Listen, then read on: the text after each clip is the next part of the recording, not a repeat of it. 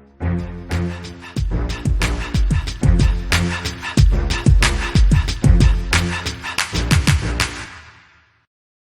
j'aimerais pouvoir vous dire que 37.5 est né d'une vision tout à fait clairvoyante. En fait, pas du tout.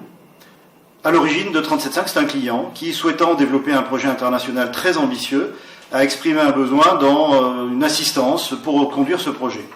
Et il s'est avéré que finalement son brief ressemblait fortement à des convictions profondes que j'avais, c'est-à-dire de ne pas faire appel à des consultants spécialistes d'un domaine, ne pas faire appel à des consultants uniquement versés dans le conseil et très éloignés du terrain, mais bien d'avoir une force de frappe, en tout cas disposer d'une force de frappe consistant à accompagner ce projet ambitieux, un peu révolutionnaire et surtout très challenging comme disent les anglo-saxons. Donc 37.5 est né d'une idée toute simple, aider un client à réussir la promesse qu'il s'était lui-même faite dans le cadre de ce projet. Alors pourquoi 37.5 ? Déjà le nom. C'est surprenant le nom de 37.5. Certains pensent que c'est la demi-bouteille de vin. Étant auvergnat d'origine, on pourrait dire il est pingre, donc il ne boit que des demi-bouteilles. Évidemment, c'est pas ça. La vérité vraie, c'est 37.5 comme la température idéale d'un corps humain en légère surchauffe, c'est-à-dire en pleine forme. J'ai une conviction profonde depuis toujours, c'est qu'une entreprise, c'est comme un corps, c'est une biologie complexe où l'ensemble des cellules sont absolument indispensables et interdépendantes. Donc comme un corps en parfaite santé, la biologie d'une entreprise doit avoir une température optimum. Et il est clair que les ressources humaines, la finance, le commerce, le juridique, le monde industriel, tout ceci doit fonctionner en parfaite harmonie. Donc l'origine du mot 37.5, de la marque 37.5, vient de cette conviction profonde. Alors finalement la raison d'être de 37.5 c'est quoi ? C'est très simple, c'est de partager, ou en tout cas de participer à des projets exaltants, et pour faire court, faire exister les idées. Nos clients, petits, moyens ou grands, ont des ambitions, souvent extrêmement difficiles à atteindre, et bien notre passion, notre envie, notre volonté et toute notre énergie, c'est de faire tomber en marche les promesses qu'ils se sont faites eux-mêmes. Alors il faut bien dire que 37.5 n'est pas un cabinet tout à fait comme les autres, il est constitué de partenaires experts venant d'horizons très différents, tous très expérimentés, 20 à 25 ans de vie dans les entreprises, donc presque pas, voire pas du tout de consultants de métier chez 37.5. Autre caractéristique, et je pense que ça fait partie intégrante de la vision que nous avons pour l'avenir, c'est qu'il y a une grande porosité entre le cabinet et ses clients. Ça veut dire que nos clients peuvent devenir nos consultants, soit à titre permanent, soit à titre partiel pour nous donner un coup de main sur telle ou telle mission. Ça, c'est aussi extrêmement innovant. Nous ne considérons pas avoir la science infuse, nous ne sommes pas des donneurs de conseils, nous essayons d'être des révélateurs de stratégie, nous essayons de contribuer à leur réussite, et quoi de mieux que de demander à certains de nos clients de devenir, pour un temps court, l'un de nos consultants pour aider un autre des clients qui nous font confiance. Voilà, donc l'esprit de famille, l'esprit communautaire, le partage. Le cabinet 37.5 appartient à tous ses consultants. Je pense que ça caractérise parfaitement notre vision sur comment faire.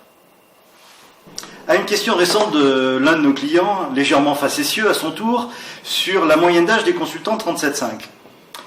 Je me suis rappelé une des critiques avérées de beaucoup des clients que nous rencontrons sur les cabinets conseils traditionnels, où un consultant senior, expérimenté, ayant la capacité à faire des comparaisons sur le marché, intervient en première instance pour dicter un peu le chemin à conduire, et puis ensuite disparaît parfois longuement, 6 mois, 1 an, 2 ans, et à la fin de la mission, généralement pour toucher les sous, il prend la place des juniors qui ont été positionnés chez les clients pour faire le job.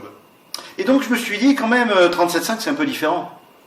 Nos partenaires, nos experts, s'occupent des clients, mais ne s'en occupent pas qu'au début et à la fin de la mission, s'en occupent au quotidien. Et donc ce dialogue, qui s'inscrit souvent avec les chefs d'entreprise ou les dirigeants de business unit ou de service, nécessite de l'expérience, du dialogue, et en tout cas du partage. Et donc nos consultants, effectivement, un peu plus expérimentés que la moyenne, garantissent ce dialogue permanent, et ne sont pas simplement des conducteurs de vagues entières de consultants juniors. Donc oui, nous arborons fièrement une moyenne d'âge importante, mais c'est une moyenne d'âge d'expérience.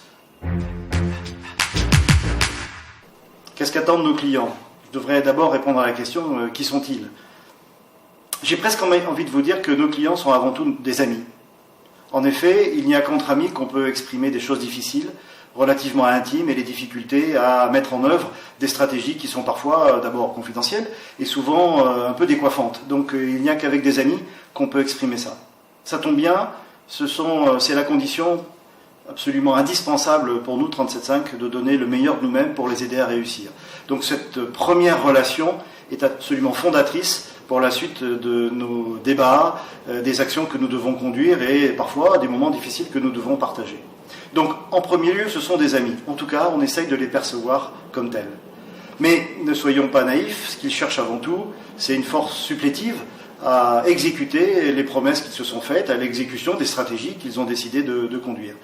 Seulement, ils ne le souhaitent pas faire à n'importe quel prix. Je ne parle pas des volets économiques, mais à n'importe quel prix au sens de la façon de réaliser. Et je crois que nos consultants, en tout cas les personnes qui composent 37.5, tous, sans exception issus du monde de l'entreprise, ont les caractéristiques attendues par nos clients, à savoir des forces vives dans plusieurs domaines, dans plusieurs expertises, pour les aider à dérouler les stratégies qu'ils ont envie de conduire avec nous. Alors j'aimerais aussi pouvoir vous dire un mot sur l'expérience accumulée au cours de toutes ces années au sein des entreprises qui sont devenues nos clientes.